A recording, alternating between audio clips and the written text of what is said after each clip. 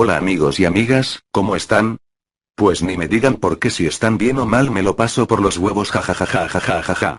Bueno, como saben, este es el último vídeo del final de la primera temporada, así que me encargué que sea el vídeo que más miedo dé, así que sin más retardos, aquí las historias. Disfrútenlas. El monje del convento. Una vez que fui a un campamento de un pueblo en el 2001 me hablaron de una cosa que sucedió en un viejo convento que hay y sigue habiendo en una colina. Esto es lo que me contaron. Esto era un convento en el que vivían unos cuantos monjes. Un día llegó un joven llamado Enrique José que quería ser un monje. Pasaron los años y ella era un monje. Cuando se pasaba Enrique por el pueblo, en ese pueblo estaba mi campamento, a recoger comida escuchó que una terrible enfermedad sin cura se empezaba a extender. Unos días después uno de los monjes murió por aquella enfermedad.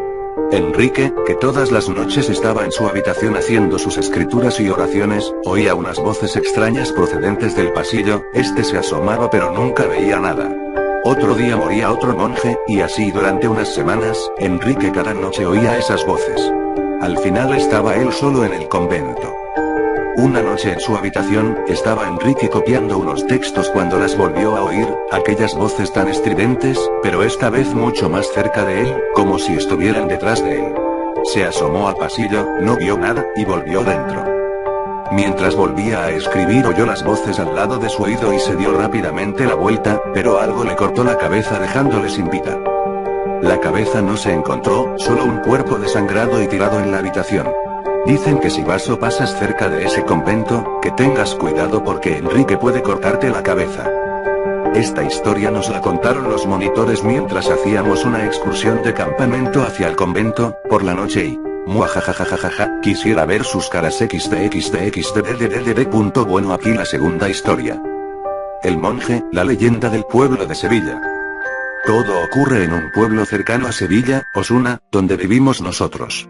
Dicen la historia real, que allá por el siglo XVI hicieron túneles por debajo de todo el pueblo, con el fin de comunicar todas las iglesias y conventos con la iglesia y casa mayor de los duques de Osuna, conocida también como colegiata.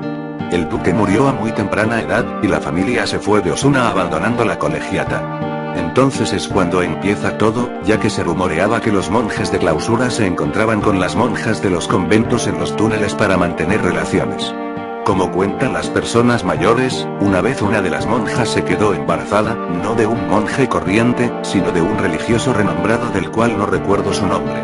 Entonces ordenó que la ejecutaran una de las noches que fuera a visitarlo. La asesinaron y la dejaron allí en el túnel enterrada con una Biblia en su mano. Este hecho último es real, porque hace relativamente poco, unos 30 años, encontraron el cuerpo de una mujer y se cree que es el de ella ya que llevaba un rosario y una Biblia. Hoy, en el 2002 los túneles siguen todavía intactos, aunque cerrados. Pero la gente ha entrado en ellos y han vivido experiencias muy aterradoras. Dice la gente que en los túneles sigue escuchándose voces de alguien gritar, susurros y por supuesto, mucho frío. Un amigo nuestro entró una tarde por curiosidad con unos amigos. La puerta para entrar está en la calle Alpechín, la que ahora está cerrada. Ellos entraron uno detrás de otro en el túnel, era muy estrecho, y solo podían ir en fila india. Cuando ya llevaban un rato andando y con las linternas, porque no se veía nada, sintieron un frío por su cuerpo que les hizo parar. Se preguntaron qué sería, pero no le hicieron mucho caso y siguieron adelante. El túnel se dividió en varios caminos y no sabían qué camino tomar, y dos de los que iban decidieron dar media vuelta. Solo quedaron tres, los que hasta entonces no tenían miedo.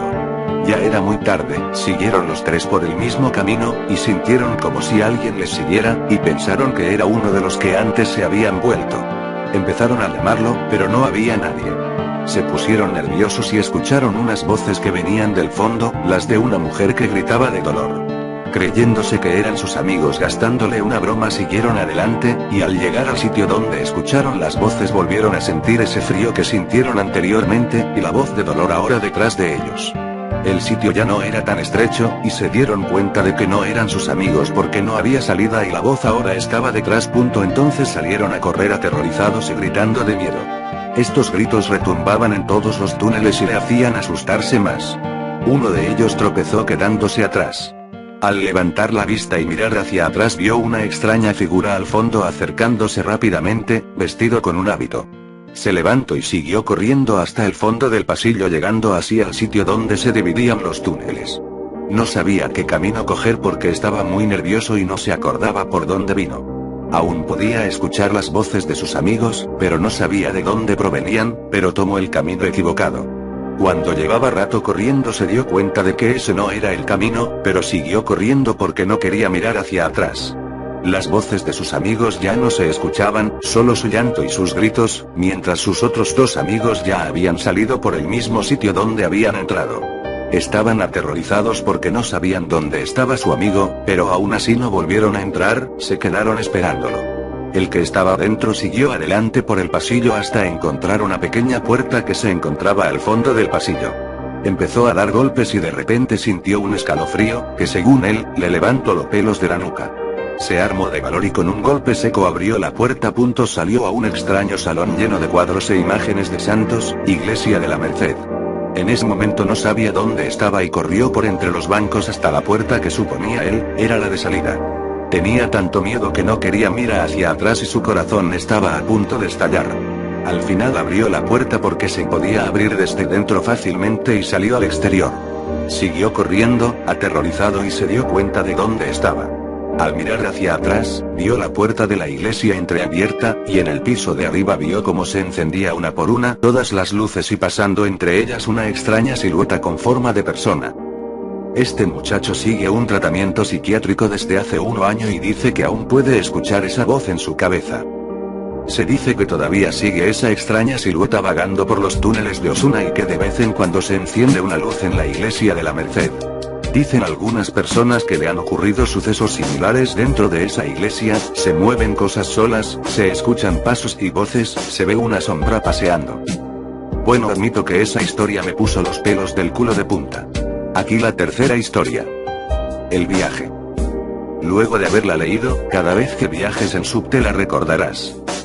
Impresionante leyenda urbana que unifica la realidad con la fantasía, cuento que recrea una parte sórdida de la realidad social actual tiñéndola de suspenso mítico.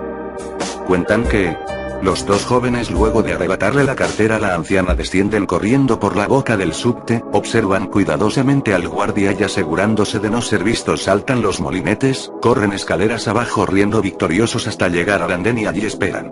Estaban tan llenos de energía que no podían mantenerse quietos, como si sus pies no tocaran el suelo.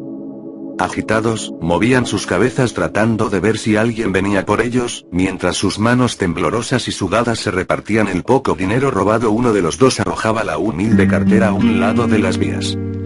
Sienten una vibración intensa y un fuerte ruido, mientras ven la luz acercarse a toda velocidad. Uno de ellos dice aliviado: ahí viene. Segundos después el subte se detiene delante de ellos como invitándolos a entrar. Se apresuran a subir ubicándose en el último asiento del último vagón para no llamar la atención. Escuchan la chicharra que indica la partida, las puertas se cierran y la máquina avanza. Entonces uno de los jóvenes alardea: ¿cómo zafamos? Lástima que es poca guita. A esto su compañero le contesta: no importa, ahora que bajamos hacemos otra y ya está. En ese momento llegan a una estación pero el subte pasa sin detenerse, ellos no parecen darse cuenta, luego se levantan y esperan junto a las puertas. Llegan a otra estación pero el subte tampoco se detiene, se inquietan, notan que no hay nadie en el vagón así que avanzan al siguiente, pero tampoco encuentran pasajeros, así corren a lo largo del subte vacío hasta llegar al vagón guía. La cabina de conductor está cerrada, golpean y gritan pero nadie responde, patean las puertas pero no se abren, las ventanillas parecen selladas. Se desesperan, están atrapados. Ven pasar las estaciones mientras gritan y hacen ademanes, pero la gente no los mira, no parecen notar la máquina que pasa sin detenerse. Cansado, uno de ellos se sienta y le dice al otro que continuaba pateando las puertas. En algún momento vamos a llegar a la terminal y va a tener que parar. El otro lo mira y con tono preocupado le pregunta, ¿y si no para? El miedo y los nervios por no entender lo que ocurría los lleva a discutir entre ellos. ¿Qué decís? Acá no hay nadie. ¿Y quién maneja? Yo qué sé, ¿y si choca? Se miraron fijamente un momento en absoluto silencio y luego corrieron despavoridos al último vagón, creyendo que ese sería el lugar más seguro si el choque daba lugar. Se acomodaron a esperar el impacto, mientras el subte avanzaba, pero nada ocurría, se preguntaban, ¿cuánto falta? No sé. Pasaba el tiempo y la pregunta era la misma, ¿cuánto falta? Entonces uno de ellos dijo, algo está mal y no volvieron a hablar, temían hacer la pregunta porque ya sabían que nunca llegarían, que no habría ningún choque y que el subte no se detendría. La máquina aún avanza rugiendo incansable por los eternos y oscuros túneles. Los jóvenes solo pueden ver de tanto en tanto algún rostro lejano en alguna estación sin nombre. Extraños que no los ven, estaciones que se vuelven cada vez más parecidas. Pero mientras las vías sigan extendiéndose delante de ellos solo les quedará esperar. Aquí la última historia. El cirujano loco. Hace ya muchos años, en el departamento de Piriápolis, Uruguay, se dice que vivía en una casa normal y corriente un cirujano con la finalidad de hacer que la vida durase más. Nadie lo conocía, ni él conocía a nadie de aquel pueblo, pero todos sabían que estaba en el sótano de aquella casa trabajando todo el tiempo. Cuentan que se podía ver el resplandor de una luz todas las noches en aquel misterioso lugar y se cree que es cuando aprovechaba para investigar con órganos de personas asesinadas por él mismo. Una noche de verano, unos chicos por curiosos decidieron comprobar ellos mismos si la historia que contaba la gente del pueblo era real, así que fueron a visitar al cirujano, se acercaron al sótano y al llamar a la puerta se la encontraron abierta. Hola, ¿hay alguien? Pero nadie contestaba. Uno de ellos vio una escalera hacia un subterráneo y estos la siguieron decididos a investigar.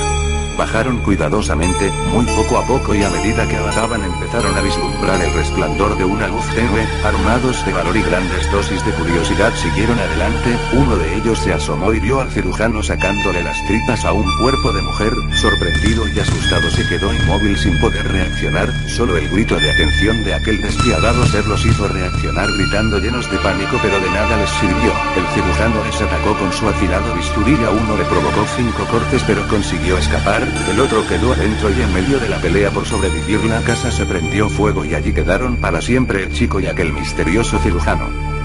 A la mañana siguiente cuando la policía fue a investigar encontraron el cuerpo sin vida del chaval pero ningún rastro había del cirujano. Años más tarde, el chico que supervivió creció y compró aquella casa con la estancia que a su alrededor quedaba. El hombre contaba que por las noches veía una imagen de persona con la cara quemada rondando los habitáculos y que al acercarse este se desvanecía ante sus ojos.